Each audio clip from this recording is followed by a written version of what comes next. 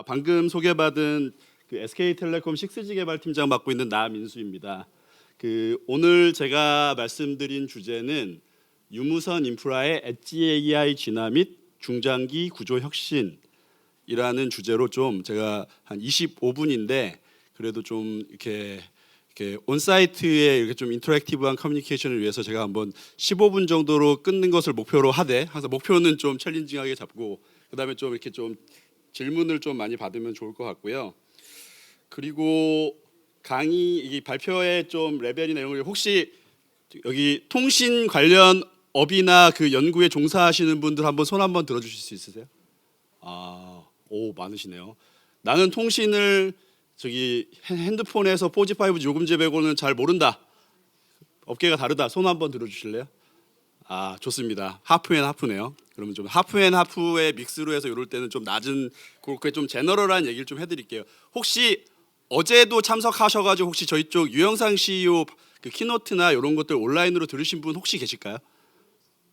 조금 있는데 많지는 않으니까 좀 말씀을 드리면은 사실은 저희 이번 그 컨퍼런스의 주제도 사실 SK의 AI 서밋이고 키워드도 AI인데 SK텔레콤은 통신회사인데 왜 갑자기 여기서 AI를 얘기하지? 라는 게 사실은 이 엄브렐러의 이제 이쪽에 안 계신 분들은 좀 물음표가 있을 것 같아요. 그래서 이제 사실은 저희가 어제 저희 그 유영상 CEO께서 그 AI 인프라의 슈퍼 하이에이 전략을 바탕으로 이제 저희 어제 키노트로 말씀을 하셨어요. 그래서 세 가지를 말씀하셨어요. 세 가지를. 요거가 먼저 이제 좀 진행이 돼야 될 것 같은데 이제 결국 이제 골은 뭐냐면은 이 AI가 지금 그 글로벌하게 어떻게 보면은 이 메가 트렌드로 이렇게 파이가 커지고 있는데 이제 우리나라가 이 AI의 G3로 도약을 하기 위해서는 그러니까 세계에서 3등까지는 무조건 3등 이내에 들기 위해서는 우리는 무엇을 해야 될까요에 대한 답을 유 대표님께서 말씀을 하셨는데 첫 번째가 일단 AI를 하려면은 학습과 추론을 하는 건데 학습과 추론을 하기 위해서는 엄청나게 많은 GPU와 같은 연산 프로세서가 필요한 거죠. 이것을 얼마나 제대로 적기에 타임리하게 확보할 거냐.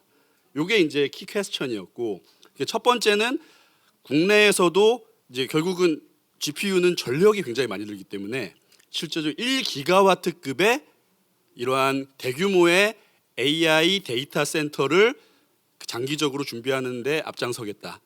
그래야지 이제 학습과 추론의 서비스도 올릴 수 있어요. 그걸 첫 번째 말씀하셨고 그다음에 당장 지금 저희 AI를 해야 되는데 그러면 그런 것들을 당장 제공하기 위해서 이 실제적으로 이 서비스를 하시는 분들이 이 인더스트리는 더 많잖아요. 근데 그분들이 다 GPU 서버를 살 수는 없잖아요.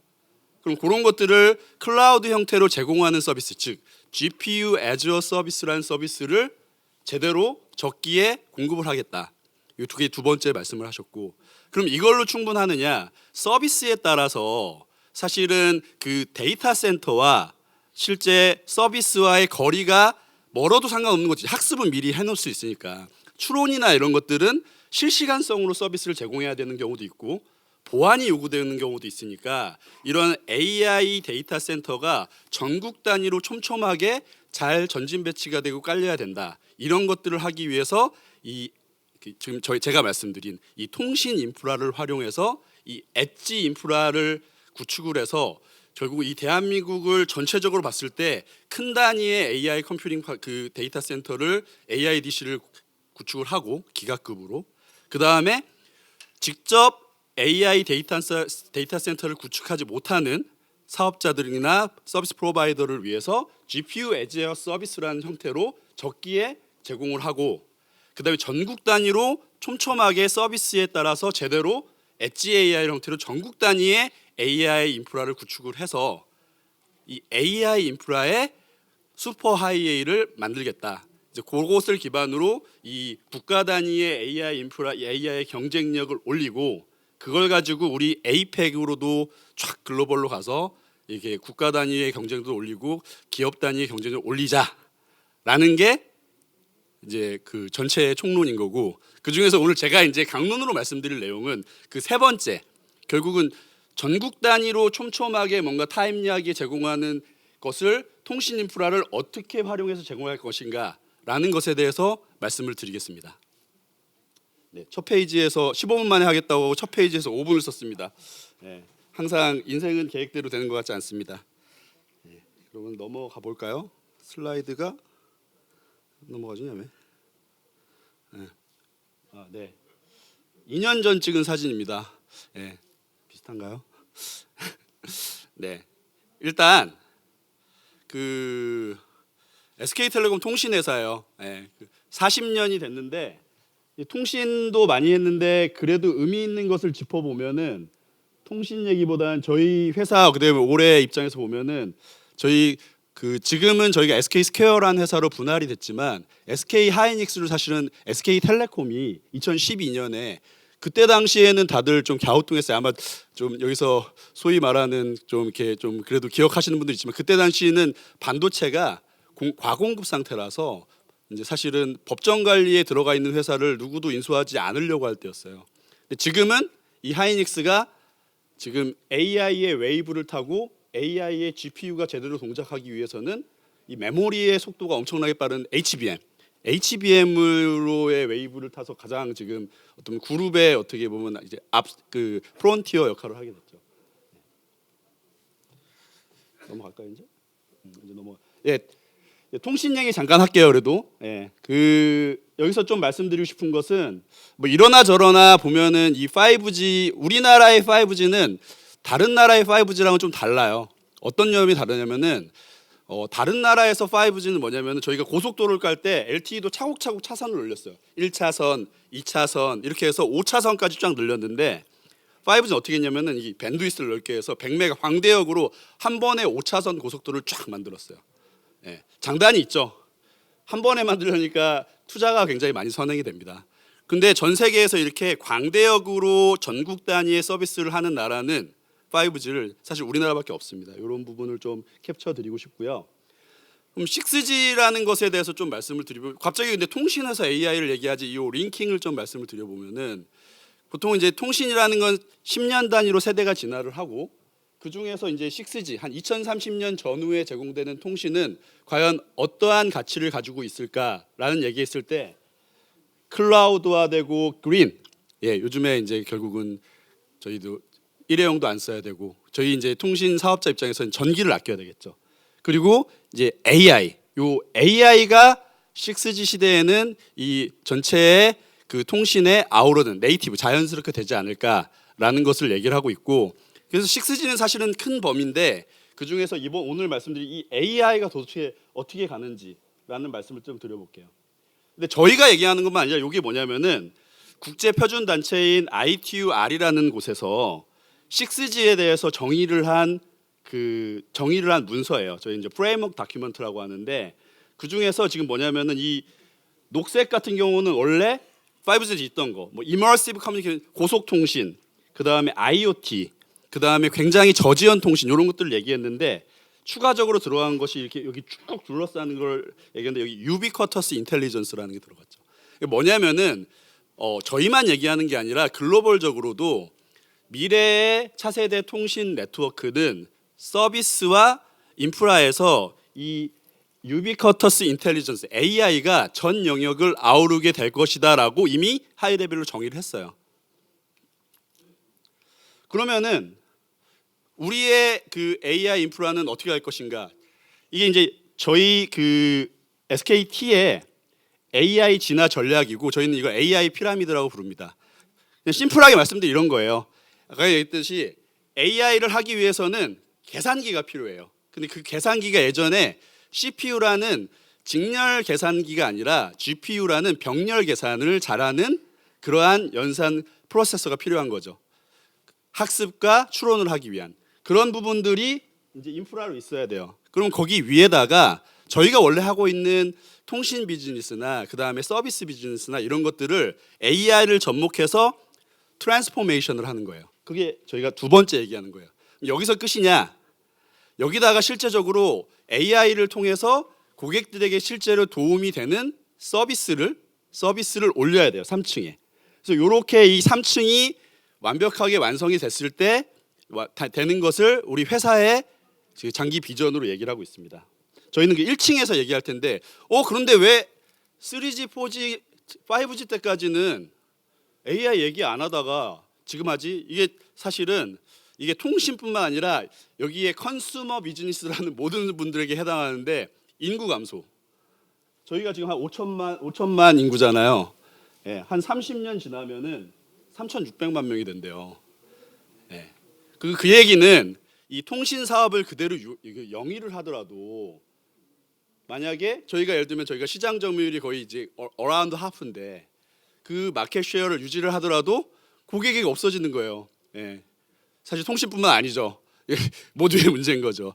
그 다음에 사실은 이 통신이 없으면은 통신이 제공하는 사실은 그 효용은 크지만 어떻게 보면 좀 물과 같은 부분도 있다고 생각을 해서 이 통신만으로 뭔가 새로운 수익을 창출하기에는 어려움이 있는 거예요. 그러면은 심플하게 이게 기업에서 레비뉴는 그대로인데 모수가 줄어들면은 가만히 지금 사업하고 있어도 계속 이제 소위 말하는 천천히 힘들어지는 거죠. 그리고 기업이 생존하기 위해서 결국은 뭘 해야 되느냐? 레비뉴를 올리거나 인구를 킵하거나 늘리는데 인구를 킵하거나 늘리는 것은 이게 아웃 오브 통신사의 영역인 것 같아요. 어떻게 해야 되죠? 레비뉴를 늘려야 돼요. 근데 레비뉴를 늘리는데 기존의 통신 비즈니스로는 레비뉴의 한계가 있는 것 같아요. 그래서 사실은 저희가 생각하는 이 AI 인프라로 전환하는 것의 그 목적 함수라는 것은 AI를 쓰는 게 목적은 아니잖아요. 그죠? 그 뭐 학생들도 있겠지만 학생들이 공부를 하는 게 목적은 아니잖아요. 공부를 통해서 뭔가를 하는 게 목적인 거잖아요. 저희가 생각하는 이 AI 인프라의 목적은 이 AI 인프라의 진화를 통해서 실제적으로 새로운 그 가치를 창출하는 거예요. 예. 그럼 어떻게 가치를 창출해야 되냐 봤더니 아까 AI 피라미드에서 보셨듯이 지금 AI 서비스를 제공하기 위해서는 AI 컴퓨팅 리소스가 필요해요. AI 컴퓨팅 리소스가 필요한데 그 AI 컴퓨팅 리소스에서 추론과 학습에 대한 컴퓨팅 리소스가 있는데 그 중에서 이제 학습 같은 경우에는 굉장히 많은 컴퓨팅 리소스가 필요하니까 아까 전처럼 큰 단위의 기가급 이런 데서 해야 되는데 추론 같은 경우에는 그렇진 않은데 오히려 타임리하게 이렇게 제공하는 것들이 필요해요. 그리고 서비스가 늘어날수록 사실은 그 컴퓨팅 리소스 중에서 느는 거는 학습보다는 추론이겠죠. 왜냐하면 학습은 만든 다음에 모델을 만들고 경량화하면 끝나는 거고 추론이라는 것은 그 모델을 바탕으로 사용자가 늘어나면 어떻게 되죠? 거기에 비례해서 늘어나요.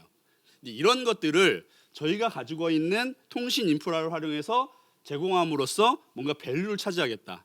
그래서 사실은 제가 오늘 발표드릴 여기서 기술 얘기들은 뒤에도 말씀드리면 저희가 이 10월에 여기에 있는 모든 기술에 대해서 저희가 백서 형태로 지금 담아놨어요. 뒤에도 링크를 말씀드리고 그리고 1층에도 사실 전시하는 데가 있습니다.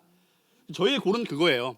AI는 수단인 거예요. 이 AI라는 수단을 가지고 어떻게 할 거냐? 우리는 통신 사업자니까 우리가 가지고 있는 인프라를 가지고 거기에다가 AI 컴퓨팅 인프라를 좀 더 비용 효율적으로 만들고 그걸 가지고 뭔가 새로운 고객들이 밸류를 느낄 만한 것들을 비용 효율적으로 만들면은 그 중간에 어느 정도의 그 프라이스가 된다면은 이거는 되는 비즈니스인 거잖아요. 예, 그걸 하기 위해서 할 일은 인프라 자체는 비용 효율적으로 이렇게 만들고 그 다음에 제일 중요한 거는 이걸로 고객들이 느낄 만한 그런 사업 케이스, 유스 케이스를 만드는 게 여기에 목적 함수가 되겠습니다. 그럼 이것을 어떻게 할 것이냐 그럼 보면은 AI 이런 거 다 있는 거 아니에요라고 하는데 이런 거죠. 기존의 AI는 학습은 할 때는 연산을 하고 하니까 이런 그 굉장히 퍼블릭 클라우드에서의 이러한 연산들 이런 것들 굉장히 많이 필요한 거죠. 그 다음에 올해부터 우리 뭐 삼성에서도 굉장히 올해 이제 CES에서 디바이스 안에 추론을 학습은 단말에서 못하니까 추론을 알아서 해서 동시 번역이나 이런 것들을 제공하는 온 디바이스 AI가 있죠. 얘는 보안도 하고 실시간. 근데 각각의 장단이 있는 거죠. 예를 들면은 온 디바이스 AI는 데이터가 안 나가니까 프라이버시에는 굉장히 로버스트한데 사실은 디바이스에 넣을 수 있는 컴퓨팅 그 파워는 한계가 있잖아요. 그죠? 하이퍼스케일러는 컴퓨팅 파워는 큰데 뭔가 자꾸 데이터가 위로 올라가는 거죠. 그러면 서비스에 따라서 그것을 좀 컴프로마이즈하는 어느 정도의 컴퓨팅 파워도 있고 어느 정도의 실시간성도 제공하고 어느 정도의 보안성도 갖출 수 있는 그러한 영역의 AI 인프라가 필요하다고 저희는 믿고 있고요. 그것을 저희는 이 그 텔코가 제공하는 엣지 AI 인프라라고 얘기를 하고 있습니다. 그래서 이거 이제 이것도 좀 더 이제 기술적인 부분으로는 그냥 컨셉으로는 이런 거 약간처럼 핸드폰, 그다음에 저희 클라우드, 저희 통신사는 여기 안에 저기 통신 인프라가 있는 거예요. 이 통신 인프라를 통해서 여기서 그 컴퓨팅 리소스, AI 컴퓨팅 리소스를 제공을 하겠다. 그런 것들을 저희는 이제 어떤 AI 서버의 컨셉으로 얘기를 하고 있고, 더 나아가서 여기 통신하시는 분은 굉장히 익숙한 이거 란, 통신을 안 하신 분은 쉽게 생각하면 저기 기지국입니다. 기지국. 단말이 제일 처음에 통신을 하는 그 장비. 이 GPU 장비를 가지고 AI 서비스뿐만 아니라 기지국 통신 소프트웨어도 거기다가 같이 올리는 그러한 개념을 AI 기지국, AI 란이라고 하고 있습니다. 그러면은 이제 이런 것들을 통해서 기존의 통신도 제공을 하고 중장기적으로는 그 다음에 서비스도 제공해서 기존의 통신 서비스도 유지를 하고 새로운 밸류도 창출을 하겠다라는 목표를 가지고 있습니다. 그래서 그런 것들을 쭉 진화를 하는 것들이 세 가지의 장점이 있어요.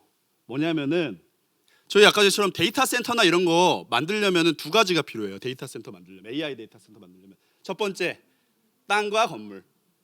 두 번째, 전기. 근데 이걸 하려고 하면 시간이 딱 생각해도 짓고 하려면 오래 걸리겠죠. 그래서 사실은 시간도 많이 걸리고 비용도 더 많이 드는데 저희는 통신국사들이 있잖아요. 그럼 그거를 잘 모더나이즈 해가지고 원래 이제 AI 그 데이터 센터용으로 쓰는 게 아니니까 그거를 전기 용량도 좀 늘리고 그 다음에 사실은 이거 AI 서버나 이런 것들은 보면은 좀 높이도 높고 그 다음에 이게 뎁스도 서버 뎁스도 길고 이런 것들을 모더나이즈 해가지고 하면은 그래도 새로 만드는 것보다는 굉장히 비용 효율적으로도 할 수 있고 로우 코스트. 그 다음에 새로 건물 짓고 전기 끌어오지 않아도 되니까 한번 만들려면 몇 년 기다려야 되는데 금방 제공할 수도 있고. 그 다음에 고객군에 따라서 바로 내가 예를 들면은 광주에 특화한 AI 서비스를 제공하고 싶은데 나는 그 AI 컴퓨팅 리소스가 광주 근처에 있었으면 좋겠어요. 근데 데이터 센터 이렇게 아마존, 구글, 마이크로소프트가 모든 지역에다 데이터 센터를 만들 수는 없잖아요. 그런 것들을 이런 식으로 저희 통신국산 다 있으니까 활용하면은 이런 분산형 AI 센터, 데이터 센터도 제공할 수 있는 이런 세 가지 장점이 있습니다. 이제 그런 것들이 이제 어떻게 구현하느냐라는 게 있는데요. 요거는 1층에 궁금하신 분들은 전시장을 가시면요. 거기에 네트워크 AI라는 세션이 있어요. 그래서 거기에 이걸 어떻게 저희 초기에 구현하고 이제 기지국을 어떻게 구현했는지를 요거는 두 번째 말씀드렸던 이 GPU가 들어간 서버에다가 실제 기지국 소프트웨어를 올려서 구현을 하는 거예요. 이제 이런 것들도 지금 저희 하고 있는데 다음 그 세션에서 저희 그 박강원 교수님께서 발표를 하실 텐데 박강원 교수님과도 이제 이런 일들을 좀 같이 재밌게 하고 있어요. 그러면은 이거 어떻게 지금 할 거냐? 그럼 이거 지금 저희가 지금 다시 한번 좀 랩업을 해보면은 중간에 결국은 이 통신사가 AI 서비스를 제공하는 인프라를 촘촘하게 하기 위한 그러한 인프라를 저희는 엣지 AI 인프라로 하고 그것의 밸류는 분명히 경쟁이 아니라 온디바이스 AI와 이 하이퍼스케일러 AI DC의 그 빈 간극을 채워주는 갭필링을 해주는 그러한 인프라를 역할해서 전국 단위의 AI 인프라의 고속도로를 구축하게 그런 기여를 하겠다는 거고 이거를 근데 SKT 혼자서 할 수 없어요. 어제도 저희 회장님께서 말씀하셨지만 AI라는 이 엄청난 이 이코를 하기 위해서는 엔비디아랑도 협력이 필요하고 TSMC랑도 협력이 필요하고 이러듯이 마찬가지로 이 텔코 엣지의 인프라를 하기 위해서도 제일 중요한 건 뭐냐면은 같이 하는 거예요. 같이 에코시스템을 만들어야 돼요. 근데 에코시스템을 만들기 위해서는 통신 쪽에서는 어떻게 해야 되죠? 그럼 표준화나 이런 것들부터 계속 얘기를 하고 공감을 이끌어내야 돼요. 그런 활동이 저희는 필요하다고 생각하고 있고요. 그러기 위해서 저희가 작년에도 6G 백서를 내놨는데 올해 또 지금 말씀드린 이 내용을 국문, 영문 편하실 걸 다 볼 수 있게 저희 백서를 무료로 저희 돈 안 받습니다. 1층에 가면 거기 QR 코드도 있습니다. 가서 보시면 돼요. 그 다음에 이제 그런 기술들 필요한 기술 영역들이 있어요. 그런 기술들도 아까 전에처럼 우리 CPB에서 이 코스트를 낮추기 위해서는 인프라도 최대한 작게 해야지 프라이스가 낮아질 수 있으니까 이제 그런 것들을 하기 위한 기술들을 쭉 하고 있어요. 제일 중요한 건 서비스죠. 저희가 그래서 1층에도 저희가 지금 하고 있는 실제 서비스를 AI CCTV라든지 그다음에 그 건축자재 운반 로봇을 엣지 AI 인프라로 해가지고 그 제공하는 서비스들을 제공하고 있어요. 1층에 한번 보실 수 있습니다.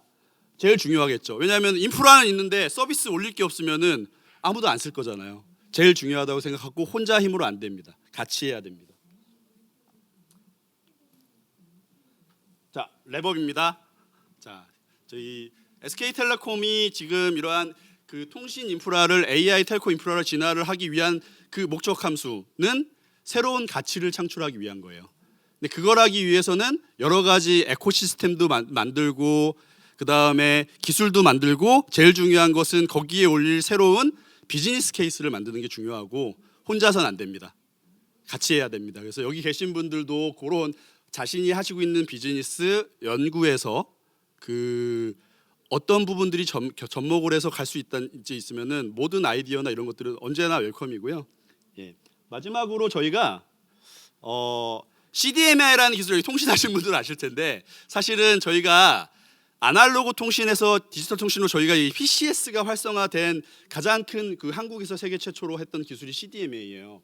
CDMA가 1990년대 말에 처음 나왔던 기술인데 올해 6월에 그 IEEE라는 이제 그 미국 전기전자공학회에서 정말 세계적으로 의미가 있었다 하는 기술에 대해서 그 키 마일스톤이라고 이렇게 수여하는 게 있어요. 저희가 이제 영광스럽게 또 올해 6월에 이 CDMA를 한국에서 대규모로 상용화하는 키 마일스톤을 이 IEEE 그 키 마일스톤을 받았는데 공교롭게도 미국이나 일본은 여러 사례가 있는데 이게 우리나라에선 처음 받은 사례래요.